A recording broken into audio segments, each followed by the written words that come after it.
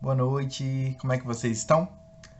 Estamos entrando na reta final da nossa disciplina e hoje nós vamos falar sobre o comportamento organizacional e, consequentemente, sobre a cultura organizacional.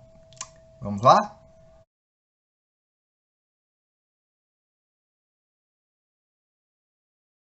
Bom, mas o que é comportamento organizacional, professor? Bom, a gente pode entendê-lo enquanto um campo de estudo.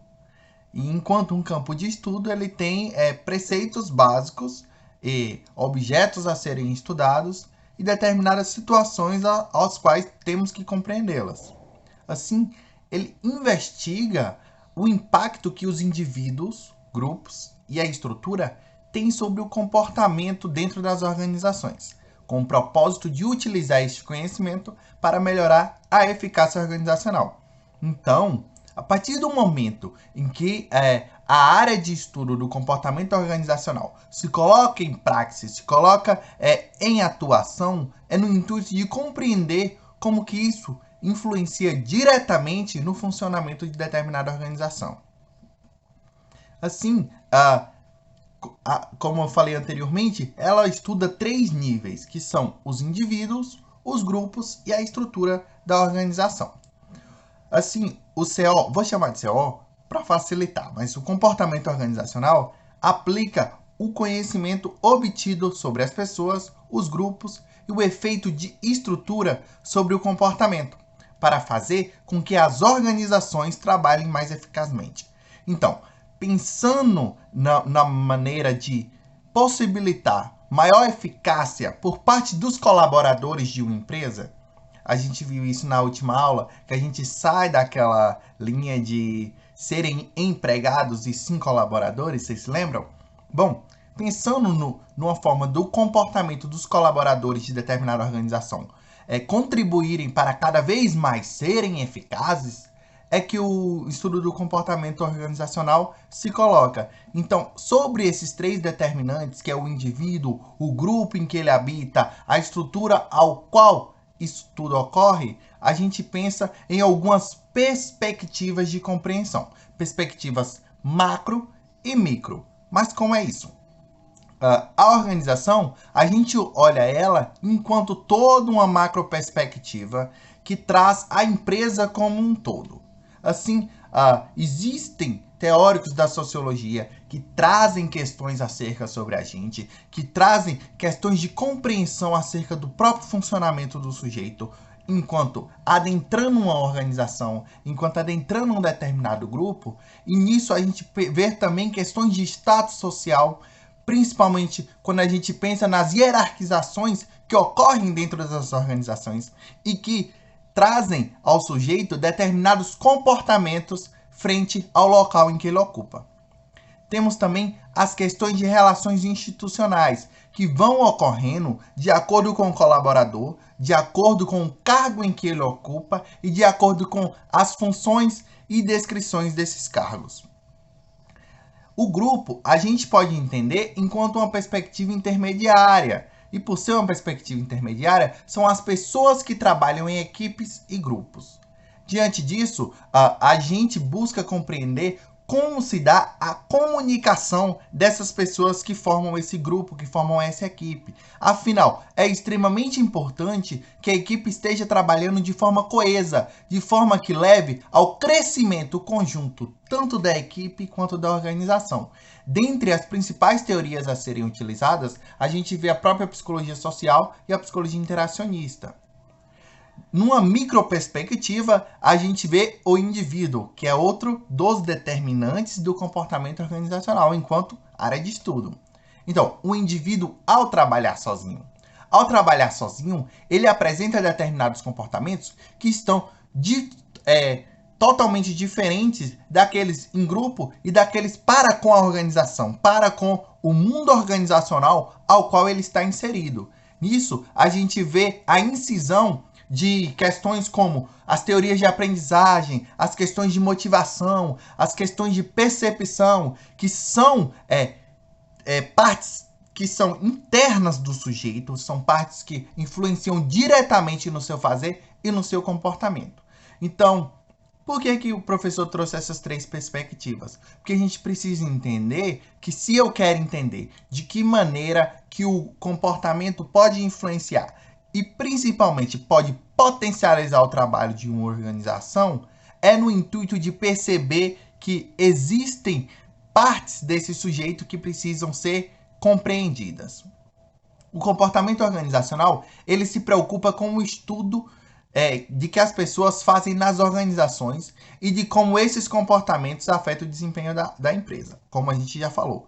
Diante disso, quais são as questões que podem ser afetadas pelo comportamento organizacional? O próprio trabalho do sujeito, pensando no sentido de produção e também em outras questões acerca do próprio fazer laboral ali, diário desse sujeito.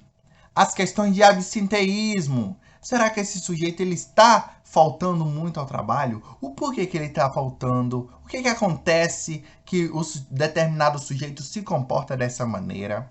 As questões de rotatividade. Essas pessoas estão ficando pouco tempo na empresa, por quê? O que está acontecendo? Será que a missão de determinada organização não está condizente com o comportamento desse sujeito? E isso a gente se volta até mesmo para as questões de seleção, de recrutamento, ao qual falamos na aula passada.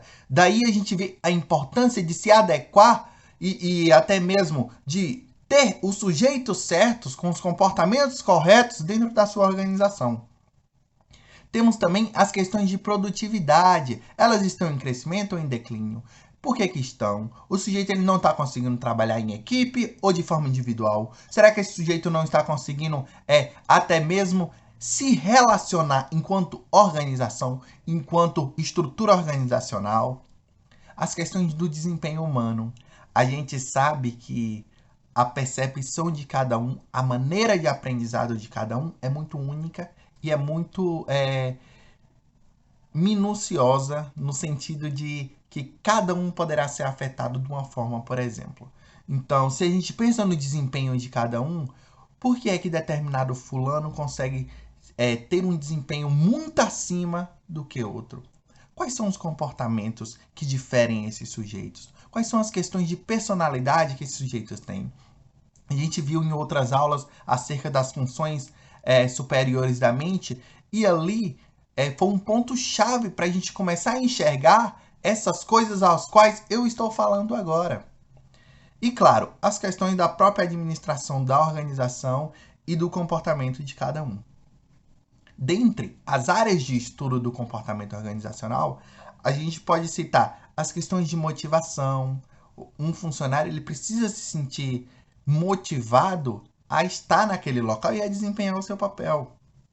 As questões de comportamento e poder de liderança. A gente está falando aqui de grupos, a gente está falando disso, mas todo grupo, toda equipe precisa ter um líder ali que vai trazer e levar essa equipe para o sucesso. As questões de comunicação interpessoal. Se a gente não sabe se comunicar com o outro, e a própria questão de falar é comportamento, porque é um comportamento verbal, isso pode inviabilizar muitos processos dentro de uma organização.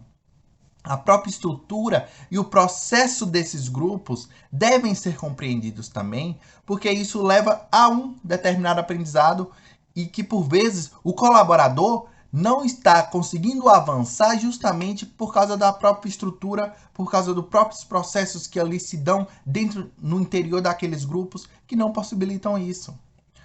Temos também as questões de desenvolvimento de atitudes e percepção.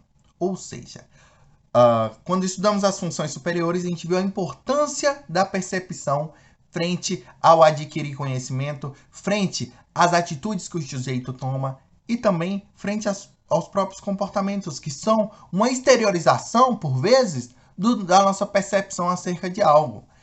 Aqui nos adentramos também nas questões relacionadas ao processo de mudança. Sim, uma organização, por ter os mais variados tipos de pessoas, por ter os mais variados processos administrativos e burocráticos e por aí vai, mudança é algo que continuamente pode ocorrer. Seja no colaborador que saiu da empresa e entra um outro com uma outra forma de visão, uma outra noção de liderança. e que isso pode acabar gerando conflitos também, que é algo que pode ser estudado pelo comportamento organizacional. E nos conflitos, muitas vezes, é o único momento no qual se volta a atenção para o comportamento de determinado colaborador. Então, é preciso que esse olhar seja de forma ampla para ver esse sujeito enquanto um todo, não apenas nas questões de conflito, que, claro, precisam ser resolvidas, mas não pode ser o ápice. É necessário que tenha um trabalho de prevenção para que determinados conflitos não ocorram dentro de uma organização.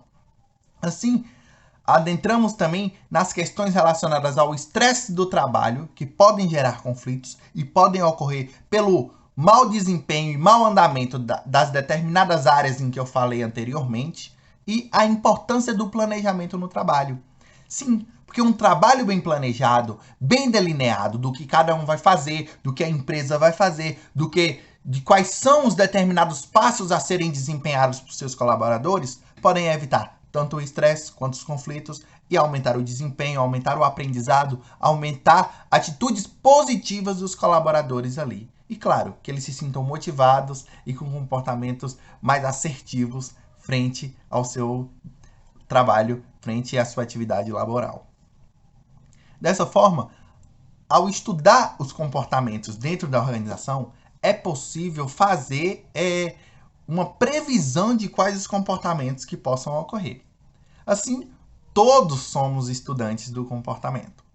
Até porque o comportamento ele não é algo aleatório.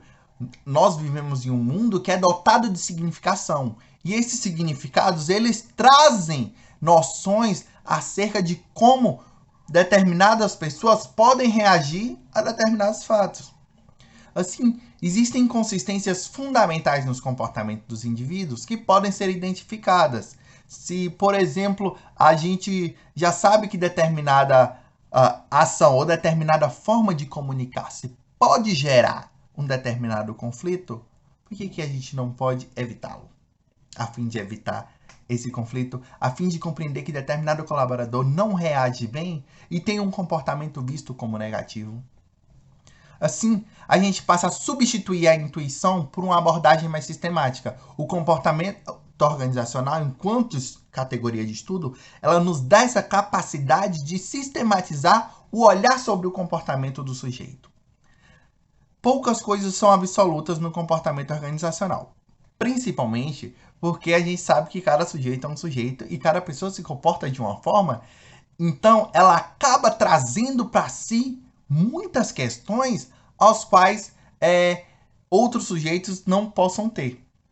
Então existe a possibilidade de fazer generalizações simples e precisas, porém é bem limitado. Não dá para eu generalizar determinado comportamento para toda uma equipe sabendo da sua diversidade.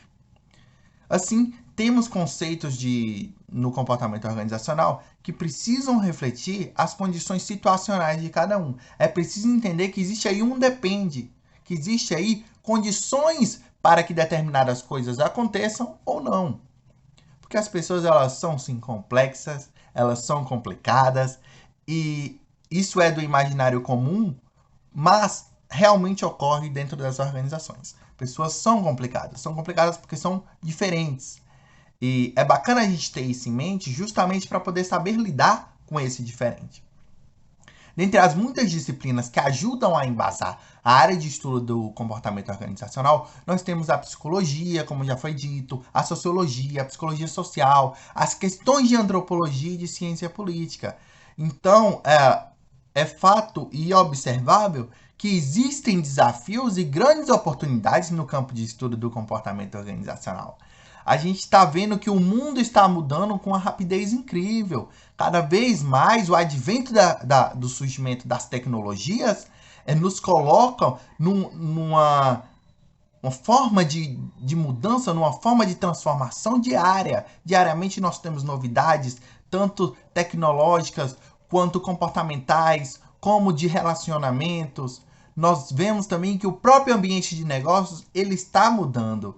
Ele sai desse teor industrial ao qual vinha o início do capitalismo e nos coloca numa era do conhecimento, da importância desse conhecimento. A própria força de trabalho, ela está mudando, porque as pessoas elas estão se caracterizando de acordo com as suas próprias habilidades e competências. E é isso que tem dado o tom, justamente pela sua capacidade diversa enquanto ser, enquanto potencialidades de características diferentes frente ao outro, frente ao sujeito. Nós temos também mudança nas próprias expectativas dos clientes e consumidores. Ao ter acesso a cada vez mais informação, eles esperam cada vez mais que as empresas e organizações ofereçam uma qualidade elevada de serviços com baixo custo e com valor agregado. As próprias organizações elas estão mudando, elas estão enxugando gorduras no sentido de dizer que elas estão limitando determinadas ações aos quais não eram necessárias em outros momentos. Os gerentes e dirigentes precisam mudar porque o próprio lugar de liderança ele exige uma nova postura frente a todas essas mudanças aos quais a gente tem observado continuamente. Assim, o conhecimento humano está se tornando o principal fator de produção de riquezas. A gente vê que na era da informação, o mundo dos negócios depende cada vez mais da produção de ideias e de conceitos. E nisso tem se sustentado continuamente. Por isso que o saber não é um bem econômico no sentido clássico. Não é um produto ao qual pode ser passado de um para o outro. O próprio material de ser se tornou algo essencial dentro do mercado, dentro das organizações. Diante disso, eu quero trazer para vocês as questões de um modelo de comportamento organizacional que traz uma abstração da realidade, uma representação simplificada de um fenômeno real. Então, a partir desse modelo que os estudos do comportamento organizacional ocorrem. Tanto que isso ocorre naqueles 3 níveis, aos quais a gente já falou, dos 3 determinantes, certo? No modelo de comportamento organizacional, a gente vai utilizar esses 3 níveis de compreensão enquanto individual, grupo e sistemas organizacionais. Sobre o nível individual, a gente traz das características pessoais do sujeito. Então, as pessoas elas são diferentes umas das outras, como eu já disse. Por isso, características condicionam comportamentos. Características pessoais como idade, sexo, estado civil influenciam diretamente, assim como as características de personalidade e de estrutura emocional. Por isso a importância de um recrutamento e seleção bem feito e assertivo com a missão e a próprios valores da empresa.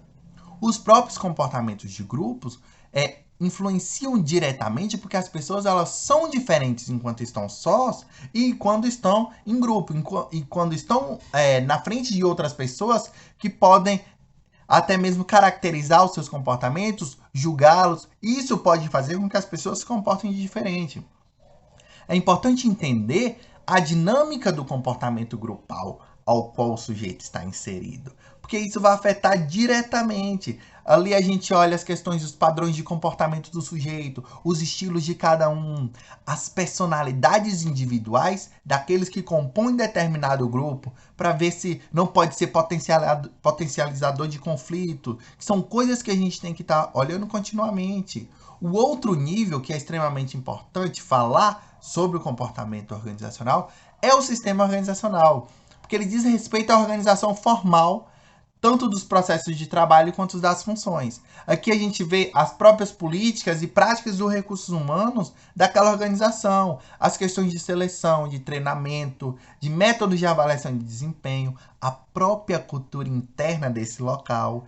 E nós vamos falar de cultura organizacional hoje ainda também. E diante disso, diante desses 3 níveis, algo que a gente precisa ressaltar e que quando a gente fala de comportamento organizacional, é preciso ter em mente, enquanto futuros líderes, enquanto futuros colaboradores de organizações, a importância da diversidade organizacional. Sim, porque somos seres sociais, somos seres no mundo e somos seres extremamente diferentes, não é verdade? Basta a gente olhar para a nossa sala. Nossa sala, cada sujeito é um sujeito, cada um tem uma particularidade, cada um tem um jeito de ser. Então, falando nisso, falar em diversidade é pensar essa diversidade enquanto uma força de trabalho que dentro das organizações vai possibilitar esse espaço mais heterogêneo em termos de raça, de etnia, de sexo, de todos os colaboradores que formam essa organização. Aqui a gente vê também que esse termo ele vai se aplicar a qualquer pessoa que fuja do normal, que fuja do convencional. E que muitas organizações estão justamente atrás disso que foge da regra, disso que foge daquela norma convencional e que pode levar a sua organização para um crescimento muito maior do que vem acontecendo até o momento.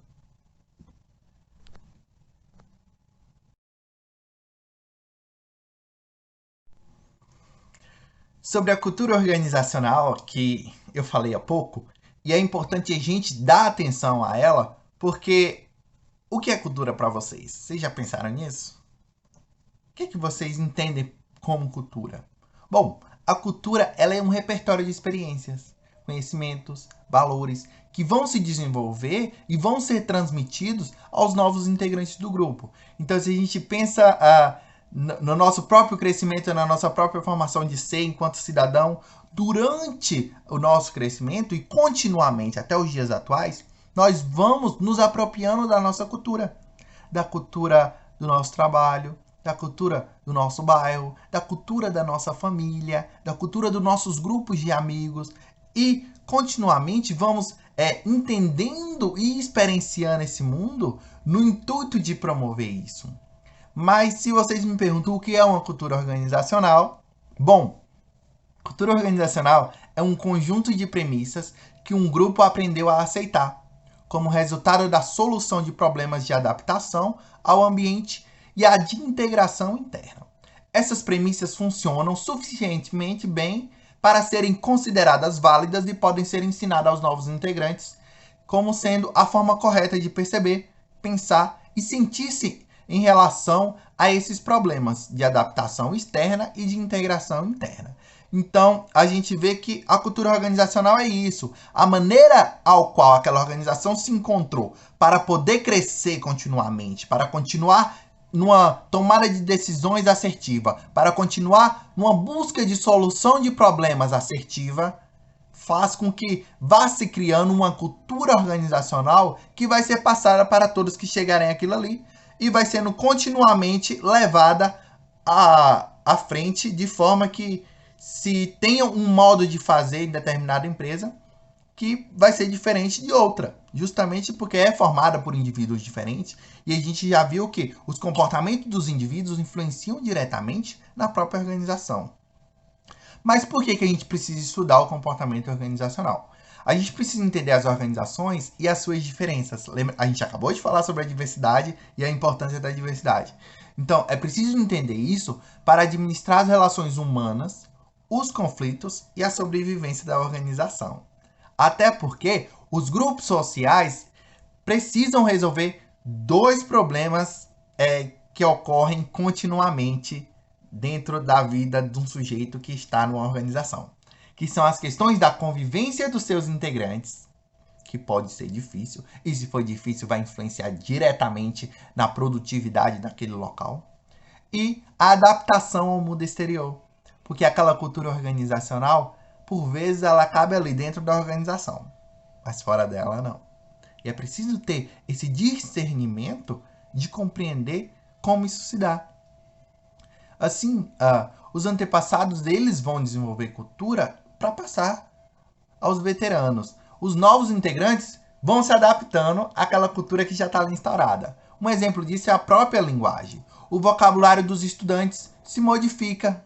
Sim, no momento em que você adentra uma instituição, no momento em que você começa a fazer uma faculdade, por exemplo, o seu vocabulário ele vai passar a se modificar porque você vai aprender questões específicas daquela cultura daquele curso. Pessoas de outro curso podem não compreender determinados termos, determinados conceitos que vocês podem utilizar na linguagem de vocês. Entende? Então, existe a divisão da cultura em subculturas também. A gente vê que áreas diferentes de uma mesma empresa podem desenvolver a sua cultura ocupacional. Então, ainda que temos uma enorme empresa, uma enorme organização formada por diversos setores, o setor de produção pode ter uma cultura totalmente diferente do setor do RH ou do setor do financeiro. E por aí vai. E então é necessário que a gente se aproprie disso também, até no intuito de buscar maneiras de se ver cada vez mais adequado às organizações em que a gente se adentra. Dentre os componentes da cultura organizacional, alguns são mais visíveis do que outros. Por exemplo, as pessoas que integram um grupo social nem sempre têm consciência de seus próprios valores. Então vai ter aquele que não tem noção do que aquilo está acontecendo.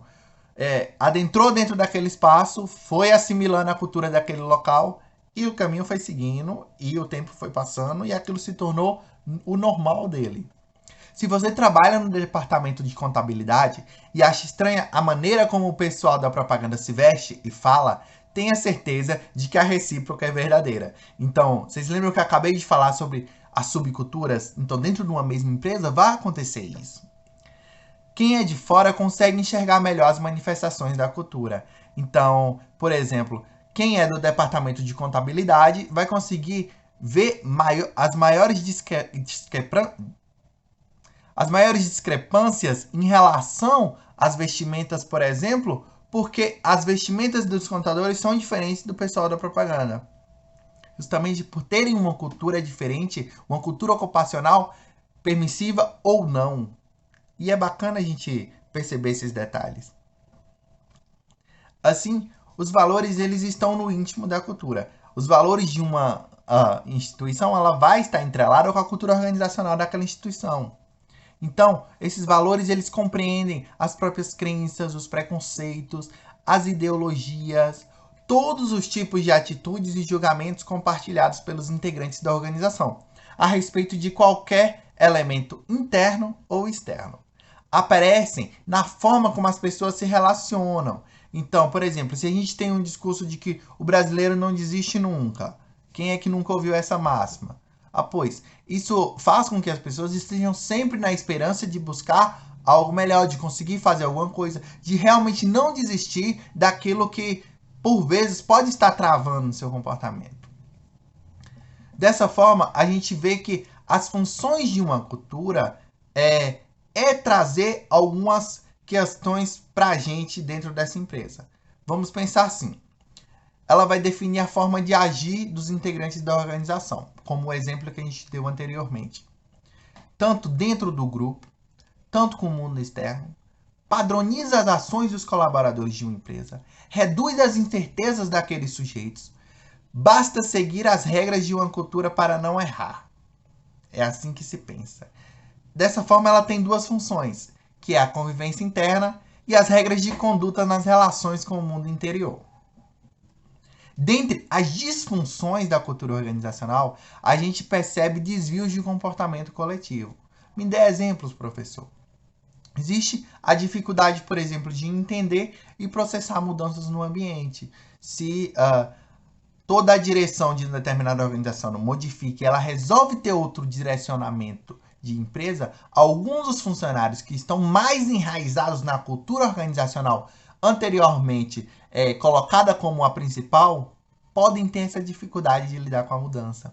Então a gente vê questões de resistência à mudança, dificuldade de aceitar outras culturas e outros pontos de vista, a subestimação de outros grupos, quando a gente pensa nas questões dos concorrentes, os próprios clientes, o uso excessivo de jargão, quando falta conhecimento, o que prejudica a própria comunicação, a tendência a utilizar mais recursos para cuidar da organização do que desempenhar a missão de atender clientes. Então são disfunções que levam, que trazem uma cultura organizacional prejudicial para a empresa como um todo.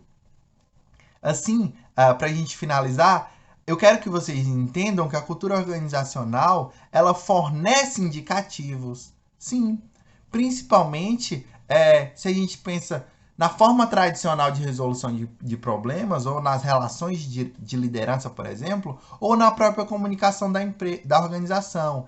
É necessário entender, lembram das funções principais? A convivência interna e as relações exteriores? Isso já ajuda extremamente quando a gente pensa na importância dos elementos que devem ser alterados para favorecer uma intervenção bem-sucedida dessa empresa. Até porque pouco adiantará promover esforços para aumentar a segurança no trabalho se a cultura compactua com indivíduos que mantêm um ritmo de produção, mesmo que para isso procedimentos de segurança sejam afrouxados. Então, a cultura ela não pode ser permissiva ao ponto de levar a uma negativação do trabalho do colaborador. Então, são coisas que devemos levar em consideração, principalmente no intuito de promover uma organização cada vez mais saudável, uma organização cada vez mais produtiva. Afinal, buscam-se lucros, não é verdade? Bom, eu espero que vocês tenham compreendido as questões de comportamento organizacional e cultura organizacional. A gente fica por aqui. Esse é o nosso último tema, mas foi muito bom estar aqui com vocês. Eu acho muito bacana psicologia, é minha área, eu gosto. Então, a gente fica por aqui e até depois.